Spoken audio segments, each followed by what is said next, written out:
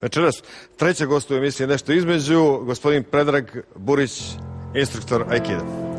Dobro večer, dobro došli. Izvolite.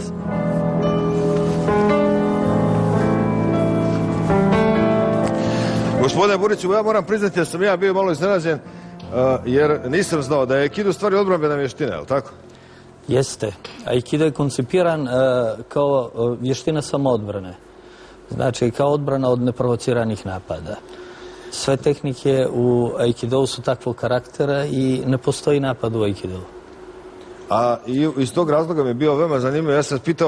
Ja sam pitao onako baš laički u pripremi ove emisije, to moram priznam, je li ima takmičenje u Aikidu? Ali vi ste mi to lijepo objasnili, jel? Pa takmičenja nema u Aikidu, jer po principima Aikido onaj ko napada bi trebao da izgubi. A s druge strane, tehnike su dosta opasne i ne bi se mogla napraviti jasna sportska pravila koja bi dovela do jedne sportske borbe. Ako bi reducirali te tehnike, izbacili određene elemente, Aikido bi počeo da liči na već neke poznate borilačke vještine i sportove. Kada bi trebalo nekoga da nagovorite da trenira Aikido, ali ovako iskreno, šta biste uradili, šta biste rekli, zašto? Pa, recimo ono što je mene privuklo je baš taj aspekt samoodbrane. Da je Aikido namijenjen isključivo za odbranu, nema tih agresivnih komponenti, a drugo, koristite energiju protivnika da bi ga savladali.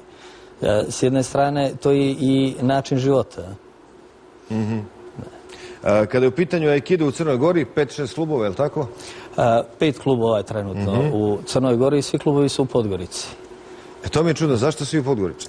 Pa, još uvijek nismo uspjeli, namjera jeste da se Aikido raširi po Crnoj Gori i da se otvore klubovi u drugim gradovima. Međutim, najveći problem je prostor za vježbanje. Mi kvalitetno možemo da obezbijedimo instruktore, ali ovaj dio sala za vježbanje nismo u mogućnosti u drugim gradovima da organizujemo. Pa šta da radimo? Da uputimo ovako javni apel, jel? Pa ne bi loše bilo. Znači da pozovemo sve zainteresovane da krene Aikido i u drugim sredinama, da ne bude samo u Podgorici. U Podgorici kakvo interesovanje?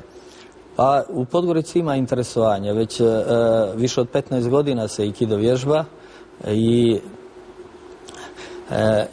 nije masovan kao neki drugi sportovi, ali interesovanja postoji. Samim tim postoji 4 sale u gradu gdje se vježba. Vi ste nosila crnog pojasa treći dan, tako? Tako je. Znači isto postoji pojasovi i gradacije kao recimo u karateu, u judovu? Jeste, s tim što su naši pojasovi vezani, dobijaju se po japanskom programu i vezani su za centralnu salu. Aikikai Honbu dođu u Tokiju i naši majstori, crni pojasevi, diplome dobijaju direktno iz Tokija zajedno sa Budo pasošem koji vrađaju svuda u svijetu. Program do prvog dana recimo traje 5 godina redovnog vježbanja i tu nema izuzetaka. Polaganje drže licencirani instruktori. Kada je u pitanju odbrana ili samo odbrana u Aikidu, pričali smo o tome da se i koriste mačevi, drveni mačevi, ali tako, štapovi? Pa kao neke dopunske vještine i načini vježbanja u Aikidu radi se sa nožem, štapom i mačem, drvenim mačem, bokenom. Zato što su Aikido tehnike i nastale iz borbe mačem koje se primjenjuju sada u tjelesnoj formi.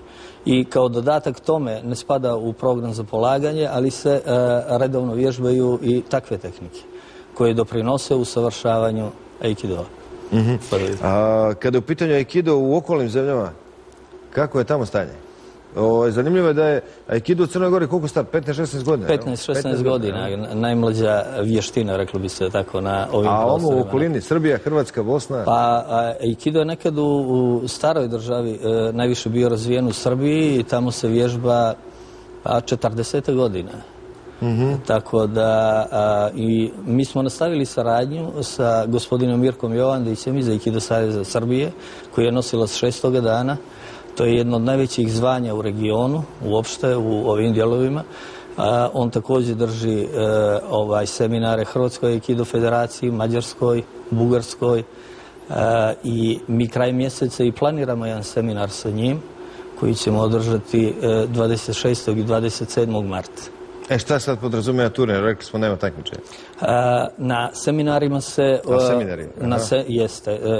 uvježbavaju se tehnike, usavršavaju se, zbog toga što nema polaganja i kickdoki se iskazuju kroz...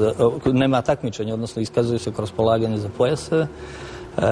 Pokazuju se nove stvari, seminari su prilagođeni različitim nivoima i godina i znanja o aikidu.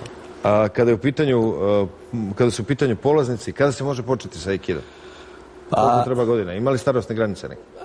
Pa starosne granice u aikidovu nisu jasno definisane, zato što aikido mogu vježbati svi nezavisno od pola i od godina starosti. Može se već početi od 6-7 godina i zavisno od toga može se vježbati do duboke starosti. Ljudi mogu da se uključe i kasnije, da rade, da vježbaju aikido, da vježbaju rekreativno, bez ikakvih problema. Zato što jednostavno vježbate onoliko koliko možete i napredujete jednim svojim tempom. Naravno, to ne važi za ove mlađe koji počnu. Oni unose više energije, više su usredsređeni na to, brže napreduju, kao i u ostalim sportovima. I naravno pitanje, recimo sada oni koji nas gledaju, koji žele da krenu sa aikidom, kako, šta da rade, kome da se jave, vama, gdje, kada, kako? Pa recimo, sve informacije imate na našem web sajtu. Koji ja ovo upravo gledam, dobro. aikido.org.me.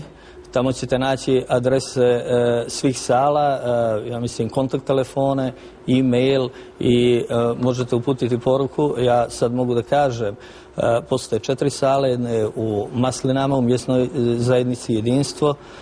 Tamo ja držim treninge ponedjeljkom, srijedom i petkom od 9 sati. Druga sala je u teretani Eurosport, ovdje u blizini Mljekare. Velimir Vlaković je trener, drži treninge ponedjeljkom, srijedom i petkom također. Treća sala je u Streljani pod Ljubovićem, u judo klubu Kipa. Tamo su Časlav Ujotić i Aleksandar Markotanović treneri i naš najmlađi klub, Centar na Ibričevini, Denis Rejković i Edin Ramović.